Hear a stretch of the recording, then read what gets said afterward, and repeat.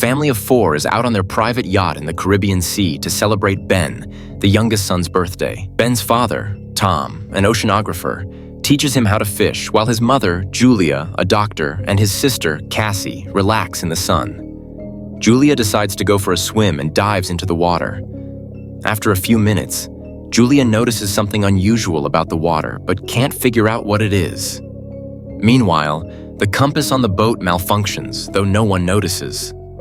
Suddenly, Julia feels the current pulling her further away from the boat.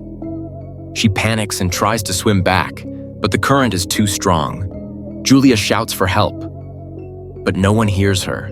Tom eventually hears a noise and checks the boat. He sees Julia struggling and calls Cassie and Ben inside before steering the boat toward Julia. He dives in and rescues her just in time. After getting her back on board, Julia explains that the strong current made it impossible for her to reach the boat. Tom warns everyone that they should inform him before swimming. That night, the family celebrates Ben's 13th birthday. Tom and Julia gift Ben a new laptop, and Cassie gives him a Halloween mask. Julia also presents Ben with a bracelet to ward off evil spirits. They take a group picture, and later, Cassie's boyfriend calls. But their conversation is cut short by a storm where he is, causing the connection to drop. Cassie tells her father about the storm, and Ben hears something outside. The family checks and sees a group of whales at the surface.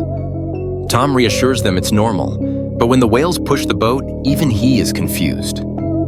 Tom dives to check and injures himself on the propeller after seeing something behind him. Julia stitches Tom's wound, and he informs them the propellers are damaged. They try to call for help, but communications fail.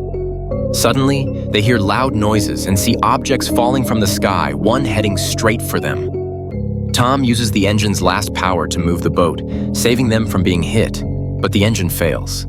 Tom realizes the objects are man-made satellites. As the boat drifts with no engine, a strong noise causes Julia to have a nosebleed and Cassie to vomit. Tom lights a flare, hoping for rescue, but no one comes, and they spend the night on the boat. By morning, they find the boat has sunk to the ocean floor. Tom discovers the compass pointing incorrectly, suggesting a polar shift. He explains this phenomenon happened millions of years ago, devastating life. Cassie, devastated about her boyfriend, goes to the cabin crying. Tom manages to contact a man named Now on a small submarine. Now explains that they're deep underwater and most communication systems are down.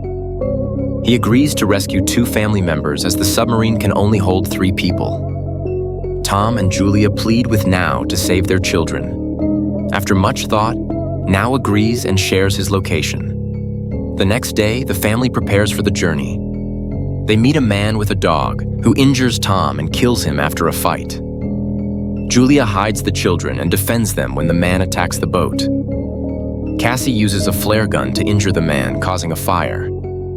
The family mourns Tom but continues their journey, avoiding the man who is still pursuing them. They eventually reach a sunken aircraft for shelter, where they remember Tom fondly. Cassie lures the man into a trap, and Julia kills him. As they press on, Ben drinks contaminated water and falls ill. Julia nurses him as they find shelter. That night, they are attacked by crabs, and Julia is injured. The family finds a ship with people who refuse to help, fearing the crabs. Julia is bitten but covers her wound. By morning, she awakens to find supplies and a working radio. She contacts Now, who fires a flare, guiding them to the submarine. Reaching Now, they learn he is injured and the submarine can now hold all of them. Cassie retrieves Julia and they escape from the crabs. The ocean begins to return, and they strap in as the submarine is tossed around.